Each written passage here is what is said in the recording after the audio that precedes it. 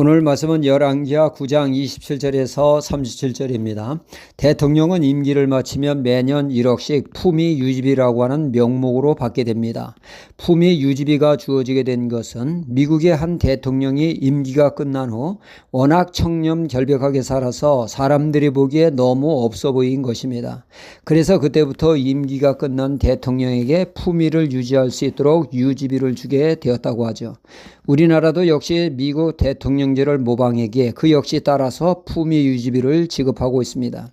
비단 전직 대통령만 품위 유지비를 받는 것은 아닙니다. 사관 생도들도 매월 품위 유지비를 받습니다. 또한 고위 공직자나 또는 회사 간부들에게도 일정한 품위를 유지할 수 있도록 품위 유지비를 지급하고 있죠. 품위란 사람이 갖춰야 할 위엄이나 기품을 뜻합니다. 그 사람의 위치에 따라 어울리는 품위가 있을 때 존경을 받게 되죠. 품위는 꼭 물질적인 풍요가 있어서 나오는 것은 아닙니다. 그 사람의 내면에서 나오는 인품이 진정한 품위를 형성하고 그 위치에 걸맞는 삶을 살 때 품위는 자연스럽게 생기게 되어집니다. 뭔가 다른 품격을 느끼게 되죠. 품위가 없으면 천박하게 보입니다. 그러나 품위가 있으면 그 사람을 새롭게 보게 되고 존경하게 됩니다.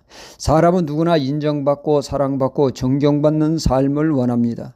이 삶이 가능한 것은 우리가 품위를 유지하는 삶을 살 때 가능하게 되죠.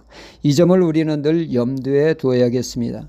오늘 말씀에 이세벨의 죽음을 다루고 있습니다. 이세벨이 누구입니까?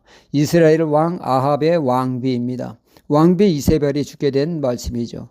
이세벨은 한마디로 악렬할 수가 있습니다. 이스라엘에 시집와서 그녀가 한 것은 온통 죄악투성이었기 때문이죠.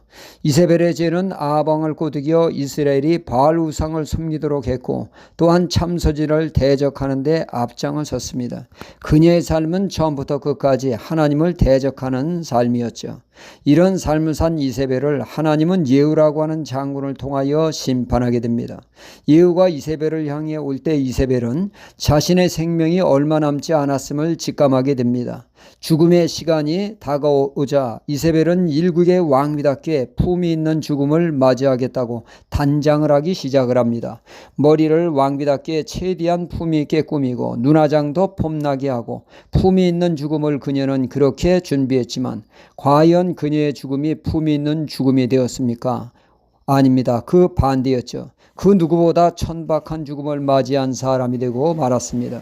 이세벨은 내시에 의해 창밖으로 내어던짐을 당해 땅에 추락하게 되어집니다. 이세벨은 처참한 몰골로 죽게 되었습니다.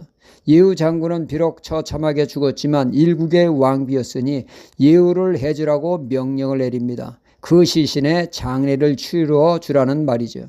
그러나 예후 장군의 명령을 받은 사람들은 황당함을 금치 못하게 됩니다.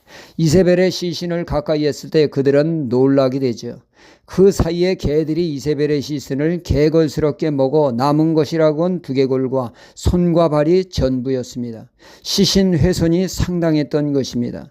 당시 이스라엘은 죽어서도 수치는 시신이 훼손되는 것이었죠.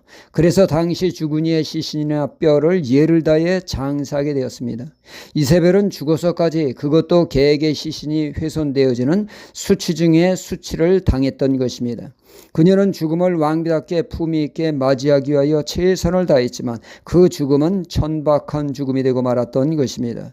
진정한 품위는 아무리 찍어바르고 눈화장을 하고 머리를 다듬는다고 해서 생겨나지 않는다는 것입니다. 품위 있는 삶을 살아야 합니다. 하지만 이세벨은 우상을 섬기며 하나님의 말씀에 대적하는 천박한 삶을 살았습니다.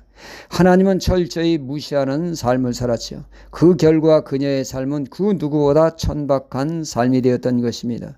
사무엘상 2장 3절 하반절에 우리가 깊이 마음속에 새겨야 할 뼈 있는 말씀이 있습니다. 나를 존중히 여기는 자를 내가 존중히 여기고 나를 멸시하는 자를 내가 경멸히 여기리라 말씀하십니다. 이는 우리가 하나님을 어떻게 대하느냐에 따라 품위 있는 삶이 될 수 있는가 하면 천박한 삶이 될 수 있는가를 알려주고 있습니다. 하나님을 존중히 여기던 사무엘과 같은 사무엘은 하나님의 그의 인생을 폼나게 하셨습니다. 그러나 엘리 제사장의 아들 홈리와 비니아스는 하나님을 철저히 무시하는 삶을 산 그들은 하나님이 그들을 철저히 무시하셨습니다.